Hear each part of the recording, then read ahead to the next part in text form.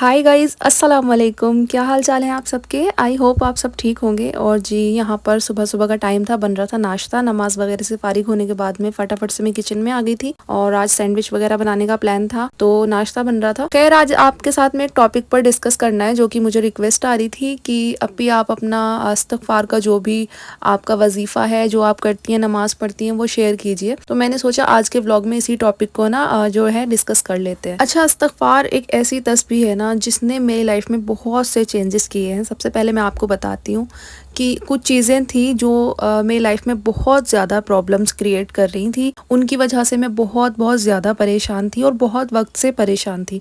लेकिन जब से मैंने अस्तगफिरुल्लाह का वजीफ़ा किया है ना, जब से मैंने तस्बीह पढ़ी है, जब से मैंने इस्तगफार की नमाज़ पढ़ी है, उसके बाद से अल्हम्दुलिल्लाह मैं इतना ज़्यादा सुकून में हूँ ना कि वो प्रॉब्लम्स जैसे कि बिल्कुल सॉल्व हो गई हैं। कहने के लिए तो शायद वो किसी को बहुत बड़ी ना लगें, लेकिन मुझे वो जितना परेशान करती थी ना वो चीज़ें, तो वो मैं ही जानती हूँ कि मैं उनकी वजह से कितना ज़्यादा परेशान रहती थी। सबसे पहली बात, मेरा कोई अस्तगफिरुल्लाह की जो तस्बीह मैं पढ़ती हूँ या नमाज़ पढ़ती हूँ, उसका मेरा मकसद ये वाला नहीं होता। बहुत से लोगों की अलग अलग ज़रूरियात होती हैं, लेकिन मैं जिस ज़रूरत के लिए पढ़ती हूँ वो कुछ अलग है। कुछ लोग पढ़ते हैं, उनको कुछ मसले होते हैं, घर के मसले होते हैं, पैसे के मसले होते हैं, कुछ परेशानी और होती है। लेकिन मेरा जो मकसद था ना, बहुत सारी चीज़ें इंसान की लाइफ में चल रही होती हैं, मेरी लाइफ में भी और भी बहुत सारी प्रॉब्लम्स हैं, लेकिन इंशाल्लाह सॉल्व हो जाएंगी। लेकिन मैंने जो मेरा मेन मकसद जो था उसको पढ़ने का, वो मैं आपको बताती हूँ। सबसे पहली बात, मुझे अपनी लाइफ में ज़हनी सुकून नहीं था। बिना किसी बात की बेसुकूनी और टेंशन और बहुत मतलब फिक्र गम, इस तरह का ना लाइफ में एक फेस चल रहा था जो कि मतलब बहुत वक्त से चल रहा था। बिना किसी बात के मतलब मैं बहुत ज्यादा टेंशन लेती थी। परेशानी हर किसी की लाइफ में होती है, मेरी लाइफ में भी थी है,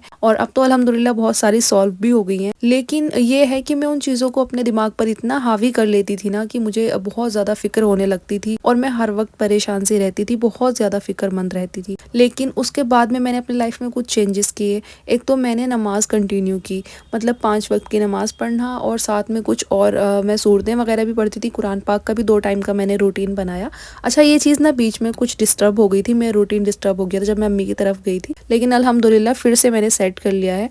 और तो ये काफ़ी टाइम से मैंने इस तरह का रूटीन बनाया हुआ है, तो उसकी वजह से मेरी लाइफ में बहुत ज़्यादा चेंजेस आए हैं। इसमें से मैं आपको बस एक आज बता रही हूँ, और अस्तगफिरुल्लाह की तस्बीह करती हूँ तो उसका मैं आपको बताती हूँ। अच्छा, अस्तगफिरुल्लाह का जो है ना कोई लिमिट नहीं है मेरे हिसाब से। अकॉर्डिंग टू मी, आपको अस्तगफिरुल्लाह की तस्बीह की कोई लिमिट सेट नहीं करनी चाहिए। मतलब आप लिमिट रखें, जैसे कि अगर आपको सुबह पढ़नी है, मैं क्या करती हूँ, मैं सुबह 100 मरतबा अस्तगफिरुल्लाह की तस्बीह फजर की नमाज के बाद पढ़ती हूँ। लेकिन ऐसा नहीं है कि मैंने उसी लिमिट को सेट करके रखा हुआ है, उसके अलावा मैं नहीं पढ़ूंगी। असल में होता क्या है, अगर आप लिमिट सेट कर लेते हैं ना, तो फिर आपका माइंड सेट हो जाता है कि हमें सिर्फ इतने मरतबा पढ़नी है, उसके अलावा हमारा ध्यान नहीं जा रहा होता कि हमें अस्तगफिरुल्लाह की तस्बीह करनी है या हमें इस्तगफार करनी है। तो इस वजह से आप ना कोई लिमिट ऐसे सेट ना करें। आप तस्बीह भी पढ़ें, लेकिन अपना माइंड सेट ना करें कि हमें सिर्फ इतने मरतबा पढ़नी है, क्योंकि इस्तगफार तो जितनी बार करें उतना कम है। जब भी याद आ जाए, आप वजू से हो, बेवजू हो, किसी भी हालत में हो, आप अस्तगफिरुल्लाह की तस्बीह करते रहें। एक बार आपने पढ़ ली, 100 मरतबा पढ़ सकते हैं, 1000 मरतबा पढ़ सकते हैं, जितना आप पढ़ना चाहें पढ़ लें, सुबह में, शाम में, किसी भी नमाज के बाद। लेकिन उसके अलावा भी ना आप इस्तगफार करते रहें। खैर, उसके अलावा मैं जो करती हूँ, तो सुबह ना फजर की नमाज के बाद मैं 2 रकात नमाज इस्तगफार की पढ़ती हूँ। अच्छा, इसकी नियत करने का कोई स्पेशल तरीका नहीं है, ना ही ये कोई अलग से नमाज है। ये मैं आपको बताती हूँ किस तरह पढ़नी है। आप दिल में नियत करें कि आप नमाज तौबा अदा कर रहे हो। अल्लाह पाक तो दिलों के हाल से वाकिफ़ है, तो अगर आपने दिल में नियत कर ली है तो काफ़ी है। लेकिन ज़बान से भी अगर आप कह रहे हैं, तो आपको 2 रकात नमाज नफिल इस्तगफार की अदा करनी है। तो उसका तरीका वही है जैसे आप नॉर्मली नफिल की नियत करते हैं कि नियत करती हूँ मैं इस नमाज की 2 रकात नमाज नफिल नमाज तौबा की मैं अदा करती हूँ, इस तरह से। और आप वक्त वगैरह सब कुछ जो भी आप नियत में कहते हैं वो सब कह करके आपको नियत कर लेनी है।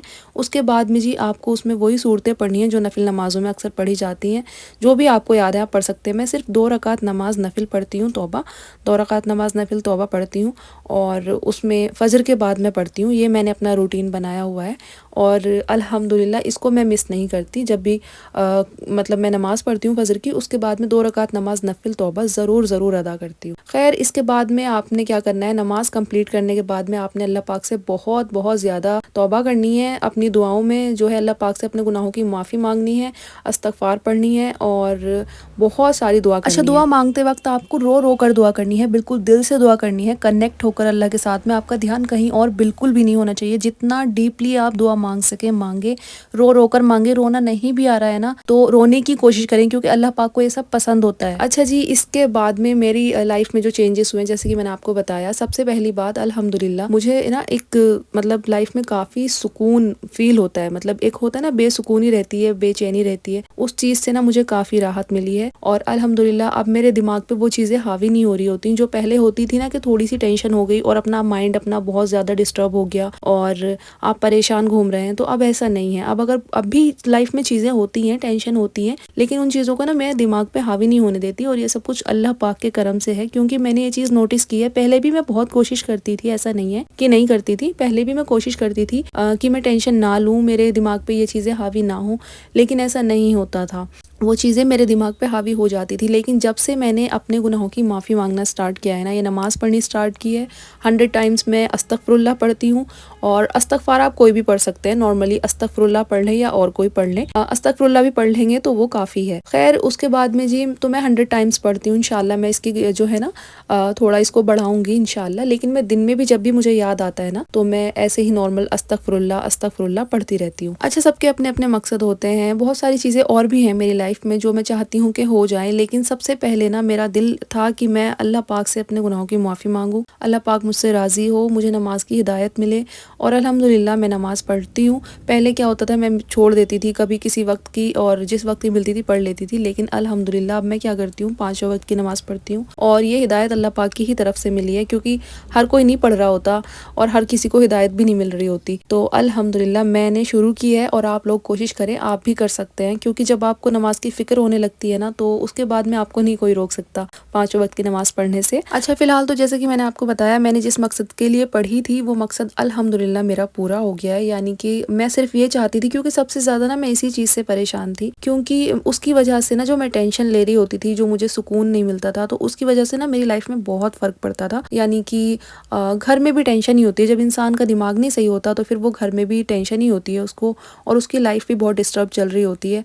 तो इस वजह से जो है मुझे इस चीज़ से सुकून मिला है। इंशाल्लाह और चीज़ों के लिए भी इंशाल्लाह मैं पढ़ूंगी, लेकिन फ़िलहाल मैं इसी चीज़ के लिए करती हूँ। और वैसे भी जब आप अस्तगफिरुल्लाह पढ़ते हैं, जब आप तौबा करते हैं अपने गुनाहों की, तो अल्लाह पाक आपसे राज़ी होते हैं, आपको माफ़ करते हैं। तो फिर आपको सच बताऊँ ना, तो मैं जैसा मानती हूँ, फिर आपको अपने ज़बान से किसी चीज़ की कहने की भी ज़रूरत नहीं है अल्लाह पाक से कि अल्लाह पाक मुझे इस चीज़ की ज़रूरत है। क्योंकि अगर आपके गुनाहों की आपको माफ़ी मिल गई है ना, आप तौबा कर रहे हैं अपने गुनाहों से और अल्लाह पाक आपसे राज़ी हो गया है, तो फिर तो आपको कुछ भी मांगने की ज़रूरत नहीं है। क्योंकि अल्लाह पाक दिलों के हाल से वाकिफ़ होता है। अल्लाह पाक को पता है कि आपको क्या चाहिए, क्या किस चीज़ की ज़रूरत है, क्या आपकी परेशानी है। तो ऑटोमेटिक ना सारी चीज़ें सॉल्व हो जाती हैं। लेकिन इंसान है और अल्लाह पाक से मांगना चाहिए, तो आप ज़बान से भी सारी चीज़ें मांगे, लेकिन अल्लाह पाक ना ऑटोमेटिक आपको नेमतों से नवाजना ना शुरू कर देगा जब आप ये वाली चीज़ें करेंगे। क्योंकि अस्तगफिरुल्लाह बहुत ज़्यादा इंपॉर्टेंट तस्बीह है और आपको इस्तग़फ़ार ज़रूर करनी चाहिए। मैंने देखा है कि मुझे अल्हम्दुलिल्लाह बहुत पावरफुल ये तस्बीह लगी है। सो मैंने तो स्टार्ट की है, तो आप भी कर सकते हैं। और खैर इसके अलावा भी जो है मैं कुछ चीज़ें हैं, कुरान पाक की कुछ आयतें हैं जो मैं पढ़ती हूँ, कुछ सूरतें हैं। तो अगर आपको वो रूटीन भी जानना है तो इंशाल्लाह मैं शेयर कर दूंगी, आप लोग कमेंट कर दीजिएगा, वो भी मैं आपके साथ में बताऊंगी। और हर इंसान के अपने मकसद होते हैं, किस इंसान को पता नहीं किस चीज़ की ज़रूरत है, तो आप अपने अकॉर्डिंग पढ़ सकते हैं। लेकिन ये ज़रूरी बहुत ज़्यादा है, तो आप लोग इसको ज़रूर पढ़ें। मैंने आपको तरीका बता दिया है। इस्तग़फ़ार की नमाज़ का कोई स्पेशल तरीका नहीं होता, नॉर्मली नफिल नमाज़ों की तरह ही पढ़ी जाती है। बस आप दिल से पढ़ें, दिल से तौबा करें और अपनी दिल से नियत रखें। ज़बान से आपको वैसे ही नियत करनी है जैसे करते हैं। और बस ये कुछ तरीका था इस्तग़फ़ार की नमाज़ का जो मैं पढ़ती हूँ। तस्बीह का भी मैंने आपको बता दिया है। और अल्हम्दुलिल्लाह मेरी प्रॉब्लम्स तो सॉल्व हुई हैं और बहुत ही अच्छा मुझे रिज़ल्ट मिला है अल्हम्दुलिल्लाह।